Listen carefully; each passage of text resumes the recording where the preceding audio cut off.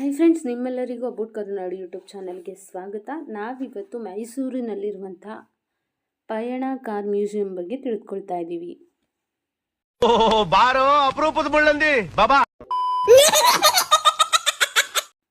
ಈ ವಸ್ತು ಸಂಗ್ರಹಾಲಯವು ಕಳೆದ 5 ದಶಕಗಳಲ್ಲಿ ಸಂಗ್ರಹಿಸಲಾದ ಆಟೋಮೊಬೈಲ್ ವಸ್ತುಗಳು ಮತ್ತು ಕೆಲವು ಪುರಾತನ ವಸ್ತು ಸಂಗ್ರಹವನ್ನು ಪ್ರದರ್ಶಿಸುತ್ತದೆ.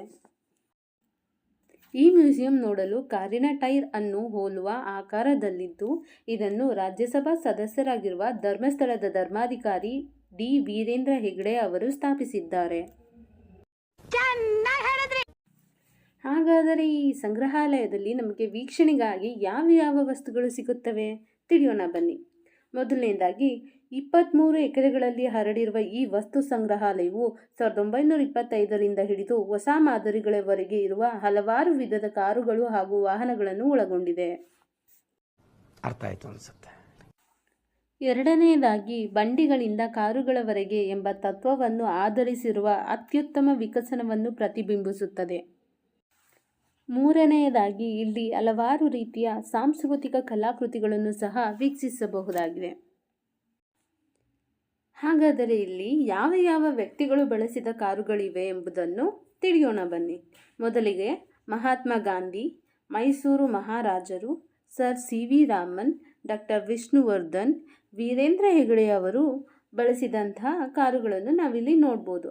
ಅದೇ ರೀತಿ ಮುಂತಾದ ಗಣ್ಯ ವ್ಯಕ್ತಿಗಳು ಸಹ ಬಳಸಿರುವಂಥ ಕಾರುಗಳನ್ನ ನಾವಿಲ್ಲಿ ನೋಡ್ಬೋದಾಗಿದೆ. ಈ ಕಿವಿಲಿ ಗುಗ್ಗೆ ಪಗ್ಗೆ ಇದ್ರೆ ನೀಟಾಗಿ ಕೇಳೋದೇ ಇಲ್ಲ.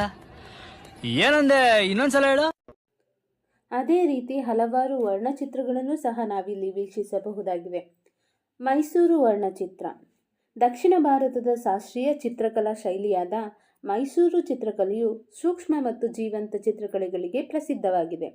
ಕರ್ನಾಟಕದಲ್ಲಿ ಒಡೆಯರ್ ರಾಜವಂಶದ ಆಶ್ರಯದಲ್ಲಿ ಹುಟ್ಟಿಕೊಂಡ ಈ ಚಿತ್ರಕಲೆಗಳು ಹಿಂದೂ ದೇವತೆಗಳು, ಪೌರಾಣಿಕ ದೃಶ್ಯಗಳು ಮತ್ತು ರಾಜಮನೆತನದ ಚಿತ್ರಗಳನ್ನು ಚಿತ್ರಿಸುತ್ತವೆ.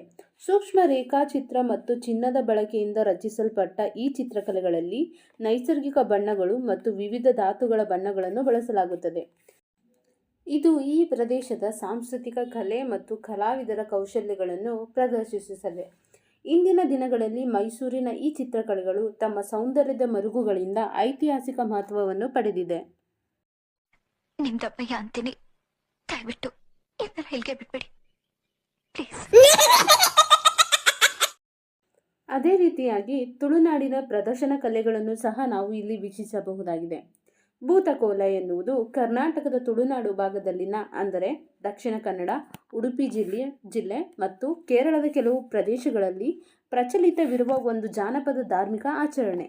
ಸುಮಾರು 1000 ವರ್ಷಗಳ ಇತಿಹಾಸವಿರುವ ಈ ಆಚರಣೆಯಲ್ಲಿ ದೈವ ಎಂಬ ಹೆಸರಿನಿಂದ ಕರೆಯಲ್ಪಡುವ ಶಕ್ತಿಯ ಆರಾಧನೆಯು ನಡೆಯುತ್ತದೆ.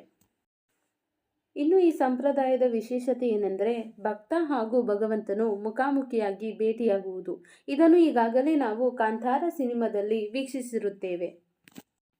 ಈ ಆರಾಧನಾ ಪದ್ಧತಿಯಲ್ಲಿ ಹಲವಾರು ಹೆಸರಿನಿಂದ ಕರೆಯಲ್ಪಡುವ ದೈವಗಳಿವೆ. ಉದಾಹರಣೆಗೆ ಅಣ್ಣಪ್ಪ, ಕಲ್ಲೂಟಿ, ಪಂಜುರ್ಲಿ, ಪಿಲಿಚಾಮುಂಡಿ, ಬೊಬ್ಬರ್ಯ, ಜುಮಾದಿ, ಧೂಮಾವತಿ, ಬಬ್ಬುಸ್ವಾಮಿ, ವಿಷ್ಣುಮೂರ್ತಿ, ಕೋಟಿ ಚೆನ್ನಯ್ಯ ಇತ್ಯಾದಿ ದೇವತೆಗಳು. ಅರ್ಥ ಆಯ್ತು ಅನ್ಸುತ್ತೆ. ಅದೇ ರೀತಿ ಇನ್ನೊಂದು ಬಗೆಯಾದಂತಹ ಚರಿಯಾಲ್ ವರ್ಣಚಿತ್ರವನ್ನು ಸಹ ನಾವಿಲ್ಲಿ ವೀಕ್ಷಿಸಬಹುದಾಗಿದೆ. ನಾಕಾಶಿ ಎಂಬ ಬುಡಕಟ್ಟು ಜನಾಂಗದಿಂದ ಈ ಚರಿಯಾಲ್ ಎಂಬ ಸುರುಳಿ ಆಕಾರದ ಚಿತ್ರಗಳನ್ನು ಅವಿದ್ಯಾವಂತರಿಗೆ ಕಥೆಗಳನ್ನು ಚಿತ್ರದ ಮೂಲಕ ಹೇಳಲು ಬಳಸಲಾಗುತ್ತಿತ್ತು. ಇದು ಸುಮಾರು 1625ರ ಸಮಯದಲ್ಲಿ ಆರಂಭವಾದ ಈ ಜನಪದ ಚಿತ್ರಕಲಾ ಸಂಪ್ರದಾಯವು ಈಗಿನ ತೆಲಂಗಾಣ ಭಾಗದಲ್ಲಿ ಪ್ರಸಿದ್ಧವಾಗಿದೆ. ಅಣ್ಣ ಅಣ್ಣ ಅಣ್ಣ ಅಣ್ಣ ನನ್ನ ಕೈಯಲ್ಲಿ ಆಯ್ತಾ. ಇನ್ನು ನಾವು ರಾಜ ರವಿವರ್ಮರವರ ಕಲ್ಲಚ್ಚಿನ ವರ್ಣಚಿತ್ರವನ್ನು ಸಹ ಇಲ್ಲಿ ವೀಕ್ಷಿಸಬಹುದಾಗಿದೆ.